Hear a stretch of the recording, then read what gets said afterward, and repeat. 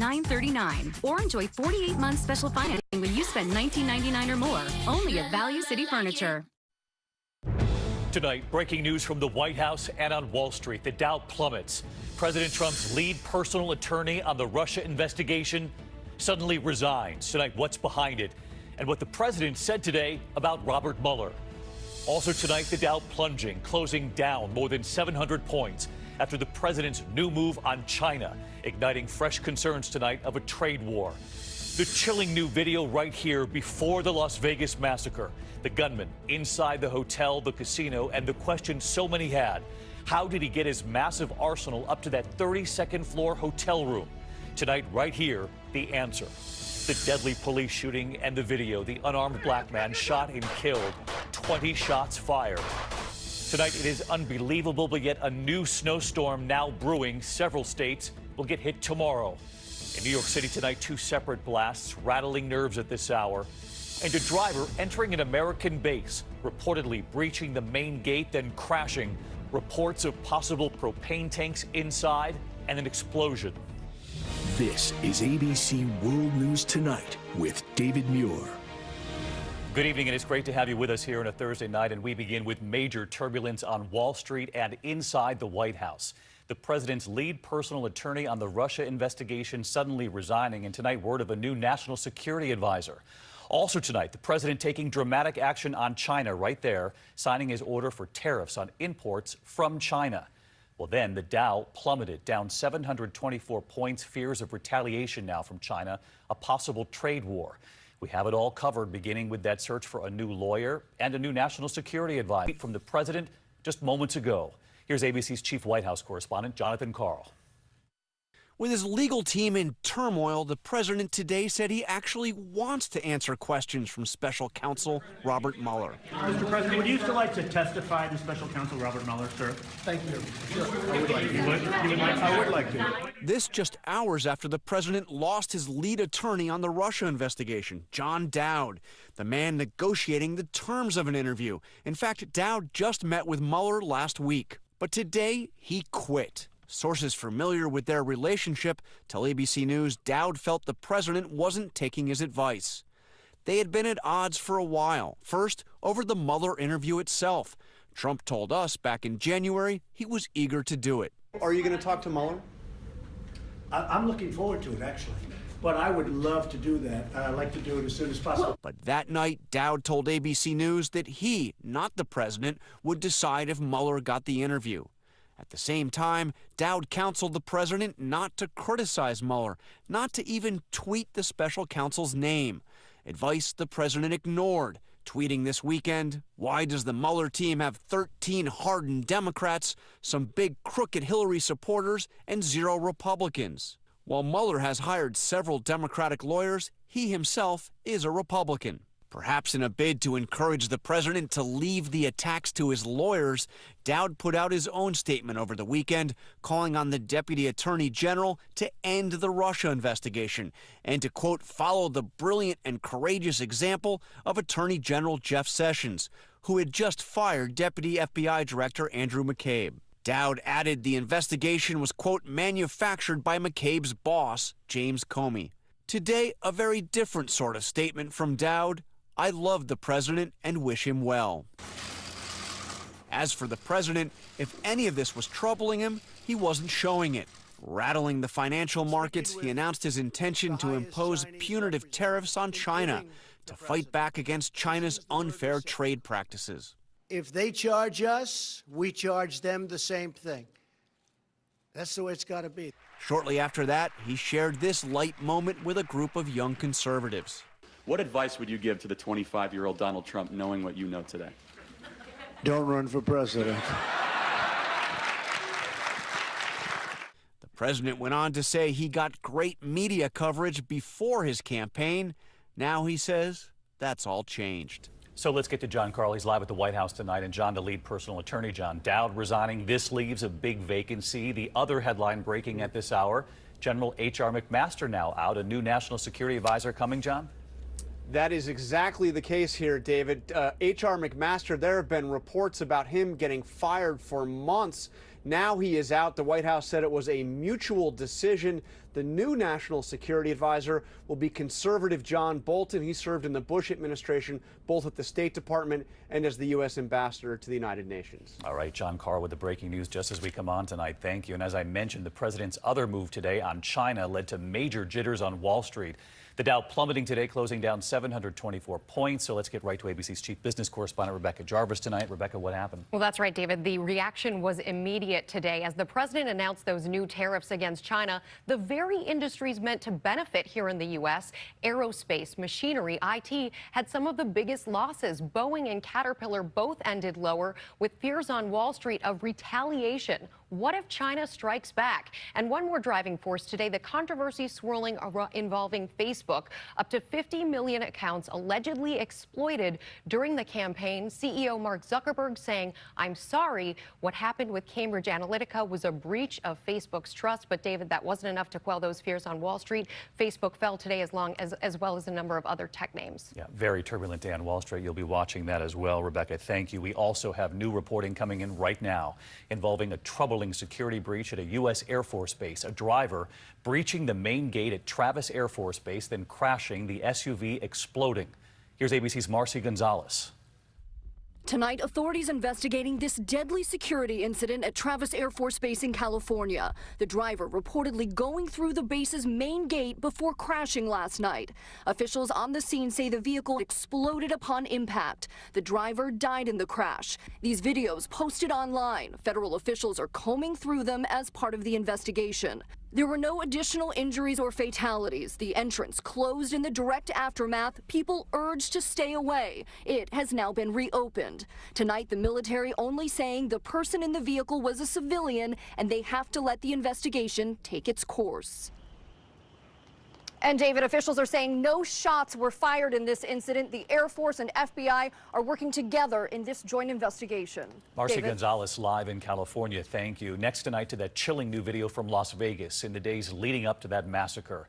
At the time, there were so many questions. How did the gunman get that arsenal up to the 32nd floor hotel room? Well, tonight, the video shows how. Here's ABC senior national correspondent Matt Gutman back in Las Vegas.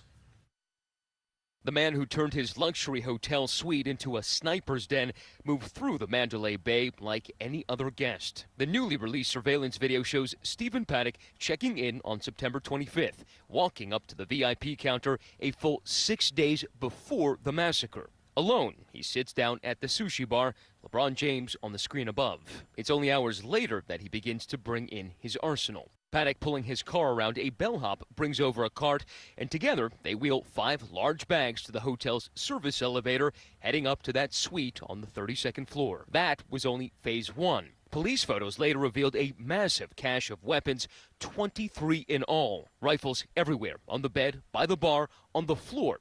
Thousands of rounds of ammunition. They were brought in methodically, one trip after another, over the course of several days. None of it raising any flag. Paddock casually chatting with a porter, handing him a tip, 7 more bags in a cart, heading upstairs. Most nights he played high-stakes video poker, sometimes working 2 machines at once. Shaking hands with a casino employee. He was a regular, and they knew him there. On the video, he seems relaxed, an unassuming presence moving among the hotel guests, politely making way for tourists toting inner tubes. On the day of the massacre, hauling one last load of luggage up to the 32nd floor. 10 hours later, he opened fire. Days after that, we got a bird's-eye view of the aftermath. It doesn't look so much like there was a concert there, but that a tornado swept through there. Those overturned lawn chairs, we've seen strollers there, we've seen walkers there.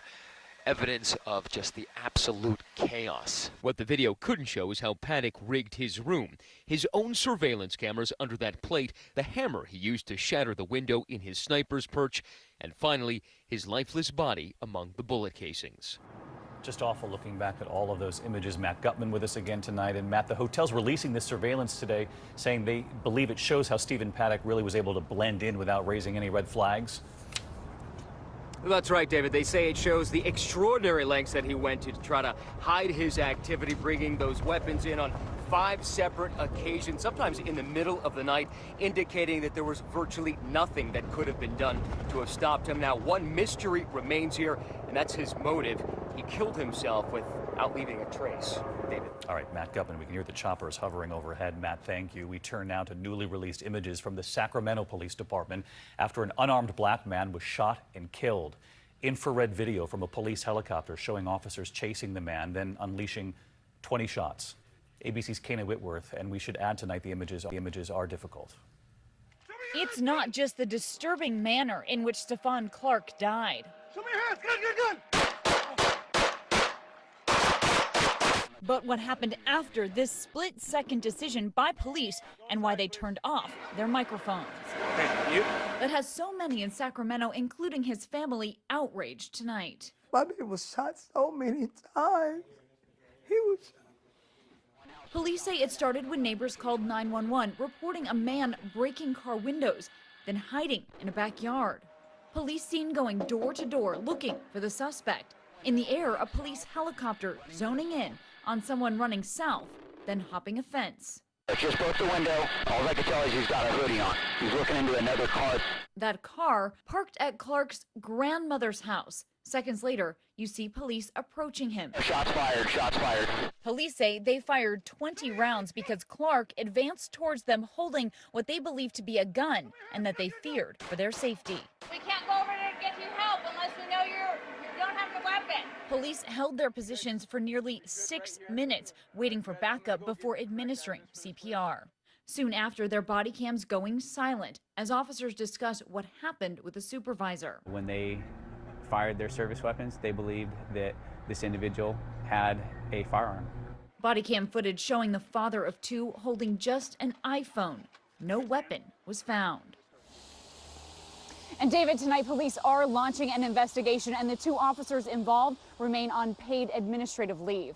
David? Kana Whitworth with us tonight. Thank you, Kana. Next, it is hard to believe, but just as we finished with this nor'easter, and it was the fourth one, you don't need me to count them, yet another new winter storm is brewing. So let's get right back to meteorologist Rob Marciano tracking it all. And I know this is all part of the system that's still blasting the West Coast tonight. Yeah, all week long, David. California's been getting hit hard. So far, the land near the burn scars have held, but we have more rain coming at least tonight. The main plume is north into Paso Robles, just east of Sacramento. Flash flood watches up through tonight.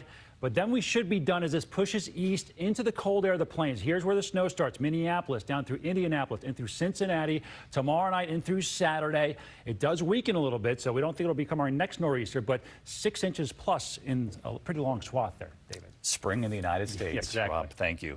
Next, to new developments tonight after the death of that suspected serial bomber in Austin. What investigators have now found in Mark Anthony Condit's home, in the locked room where he worked. Here's ABC's Chief Justice correspondent Pierre Thomas tonight.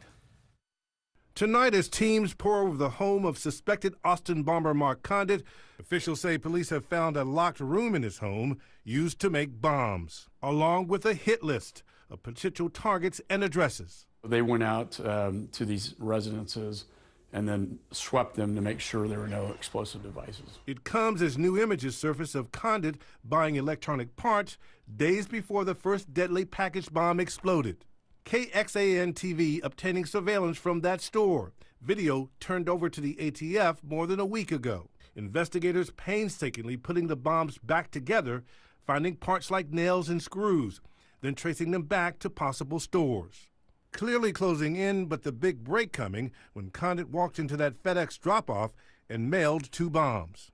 Police sharing details about a 25-minute confession recorded on Condit's phone just hours before that explosive takedown. There were indications that he stated in the video that he felt like we were getting very close to him. The 23-year-old repair technician had been homeschooled, dropped out of college, and was unemployed. His chilling final words, according to ABC affiliate KVUE, "I wish I were sorry, but I'm not." It is the outcry of a very challenged young man talking about challenges in his personal life that led him to this point.